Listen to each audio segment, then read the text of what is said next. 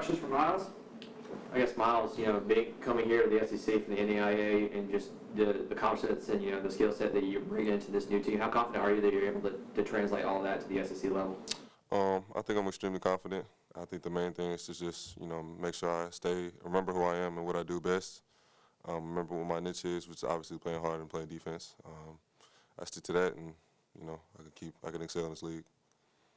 Just noted there's a big change in the grind here than where you came from in the mid-major. Did you kind of notice that when you got here, that there's a little different speed to things? Yeah, we work 3 times as hard as we did in my last school. But I'm still used to the grind, working hard, and that just comes along with the territory. When you're a basketball player, you strive for greatness. You're gonna work 10 times as hard the more you move up a level. So it's worth it. Having your former head coach in a support staff role here at Stacey Hollowell, has that kind of made the transition a little bit smoother, knowing that there's somebody who's familiar with you and your game? Yes, very much so.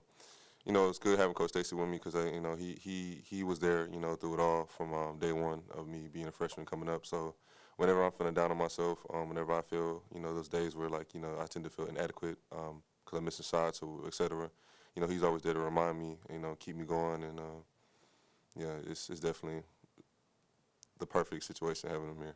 I think it was maybe last year, 2 years ago, where your team kind of had a tragedy with a hurricane coming in, and then just having to work, around that and all that. Do you feel like, that gave you a lot more appreciation for the game, knowing that all the stuff outside could happen? Yeah, it just reminds you of how easy something can go away, and it kind of helps you, become stronger in the sense that. When there's a will, there's a way. So we didn't have a gym. We made a way to find a gym. We made a way to work on our game. Without having a gym. Some days we didn't have a gym to practice in. So we're all in the room, kind of going over plays, doing form shooting. Without a ball in the living room, or something like that. So, yeah. Touched on the transition being easier, having a familiar coach here with you, but just on the court, how have you kind of felt your game maybe take that step since coming here? That's a great question. I think I've been able to, I'm trying to be more detailed. I think, Coach Davis is obviously the perfectionist, so he's honest about every single detail, and that's something that I'm actually not used to. So I can feel myself being more detailed and starting to think the game a little bit more. So yeah, that's the way to translate it. I know y'all had a scrimmage and played at the Bahamas, but getting that game in the other night here in this arena, that kind of helped settle y'all into the season? I think so. I think we were able to look at the things that we needed to work on, and then obviously look at the things that we improved on. I think it was a good start to our games at the Pavilion, and we're looking to capitalize on that on Monday. I think y'all went 37-1 last year and moved to the NAIA National Championship.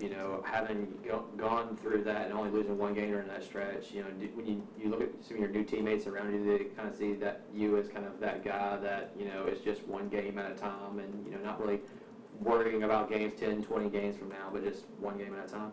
Can you repeat the question again? I'm not sure I understand what you're saying. No, you're good. Sorry. Just having gone 37-1 last year off of the national championship, bringing a lot of winning obviously here, but when all these teammates looking at you, do they kind of see you as a guy who just kind of takes it one game at a time, knowing that it's a grind from here on all the way until March? I think so. I think a lot of the guys. And I wouldn't say these guys in particular, but I think a lot of people would see my level that I come from as not as good as the level. So a lot of people look down on it. But at the end of the day, you can't sleep on the resume. It's not easy to almost go up.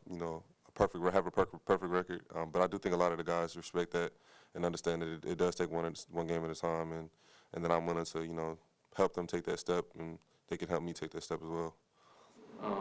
You being one of 4 guys in this roster who are formerly Defensive Player of the Year in their respective conferences and all of that, offensively, what do you think, a lot of people are going to be surprised for between y'all 4 players?